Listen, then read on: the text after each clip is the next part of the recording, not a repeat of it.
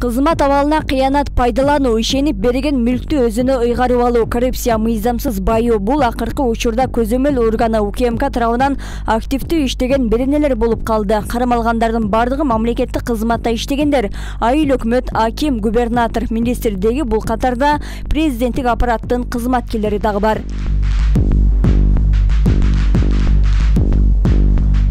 Президенттин жогорку кеңештеги өкүлү Курманбек Дыйканбаев улуттук коопсуздук кызматы тарабынан кармалды. Ал кызмат абалынан кыянат пайдалануу беренеси менен тергөө амалдары жүрүп жатат. Дыйканбаев 2020-жылдын октябрь айында шайлоо өнөктүгүнүн убагында кайсыл бир саясий партиянын кызыкчылыгын көздөп стратегиялык маанидеги мамлекеттик ишканалардын биринин жетекчисин кызматтан алып саларын айтып, коркутуп 7 миллион сомдон ашык каражатты талап кылган. Кодексинин 320-беренеси боюнча кылмышка шектүү катары кармалып, улуттук коопсуздук мамлекеттик комитетинин тергөө камак жайынын убактылуу кармоочу жайына киргизилди.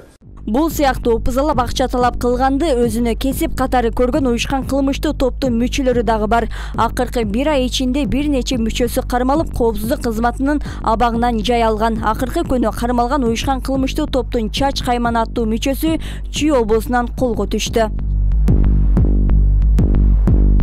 Андан кийин коррупцияга шектелип Бишкек шаарынын Октябрь районунун акими Фимпол тарабынан кармалды. Аким соттун чечими менен конфискация боло турган жер тилкесинин ээсин алмаштыруу боюнча коррупциялык схемага айыпталып жатат. Колу булганган аким бул кызматка октябрь айындагы бийлик алмашуу учурунда гана келген. Бул коррупцияны токтотуш өчө кыйын болуп атат. Азыр мына жаңы бийлик келгенде, ошол сиз берген суроо ушундай да, азыр эч кимди бекитпей калышты да. Кармалган ошон үчүн бир айдын ичинде 20-30 кармалып калып атат. А мурда андай болгон жок. Мисалы мен бир эле факт айтайын. Мына Ноокаттык болом мен өзүм. Өзүм адвокат катары иштеп атып, Ноокат райондук сотунда бир судья бар. Анын фамилиясын эми жакырга чыгарабыз жакында. Ал судья заказ боюнча граждандык ишти алат дагы. Берки тараптын кызыкчылыгына чечип атат да. Мурдакы бийликке жаздым да 3 жолу президентке жаздым. Мага даже ответ келген жок, жооп келген жок да. Вот мына жаап жашыр деп ушуну айтыш керек да. Ветеринария жана фитосанитардык коопсуздук боюнча мамлекеттик инспекциясы жемкорлуктун четинде калбаган. Буга чейин аталган мекемедеги кыңыр ишти 7-канал бир нече жолу чагылдырып келген. Көп узабай инспекциянын башчысы Калыс Жумаканов УКМК тарабынан камакка алынды. Ал ийри мүйүздү жана майда малга вакцина дарыларды сатып алууда казынадагы каражатты мыйзамсыз чыгарып кеткени белгилүү болгон. Жумаканов мында коррупциялык схеманы түзгөн. Ал бул иште жалгыз эмес, 2 орун басарын кошо ала кирди. Андан төмөн түшө турган болсок, мисалы соцфонддун жетекчиси кармалып 2 айга камакка алынды. Ветеринария кармалды, какой-то бир 32 миллион жөнүндө. Ошондой эле Аламидин районунун прокурору жана замы кармалып атат.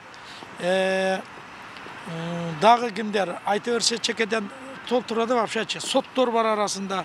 Бишкек шаардык сотуна менеке жакында эле арест кылышты.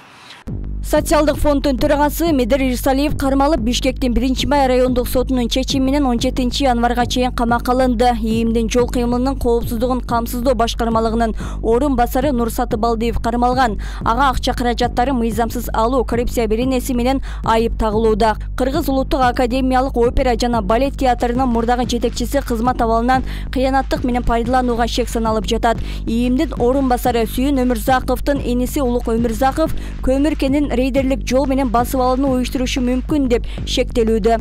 Чүй облусунун Аламидин районунун прокурору Эдилбек Стакиев жана анын орун басары кармалган. Алар чечимдерди өзгөртүп берүүгө адалап, каражатты талап кылышкан. Бул ноябрь айында эле оор беренелерге айыпталган фактылар гана болду. Кыргызстандагы сазга баткан мамлекеттик кызматтарды колу булганган айып менен тизбектесе, абактын тең жарымын ээлегидей. Кылган үчүн УКМКнын кызматкери эл минбеген машинада айдап хан сарайларда жашап атпайбы? Мен жөнөкөй прокурорду, жөнөкөй УКМК кызматкерин, Фимполдун бир жөнөкөй кызматкерин көргөн эмесмин буга чейин. Өзү алган айлыгындай көрсөк, көтөрүп көрсөк, 15 миң, 16 миң эле тегереги. Ошол эле 15 миң, 16 миң алган мугалимдер деле бар да, университет иштеген. Алардын жашоосу менен алардын экөөнүн жашоосу эки башка да, эки башка. Ошон үчүн буларды коррупция кылбады дегенден алыспыз, бирок булар мамлекеттик азыр кармалып аткан кызматкерлер буга чейин деле коррупция кылып келген болушу мүмкүн. Акыркы учурда кылмышка шектелген жарандар өтө тездик менен кармалып жаткандыктарын билдиришет. Мында улам мындай ылдамдыкты токтотпоо керектешүүдө. Анткени кандай бийлик келбесин, башында амалы жакшы, аягында солгундап калышы менен элдин үмүтү басаңдап калуу ыктымалы бар дешет.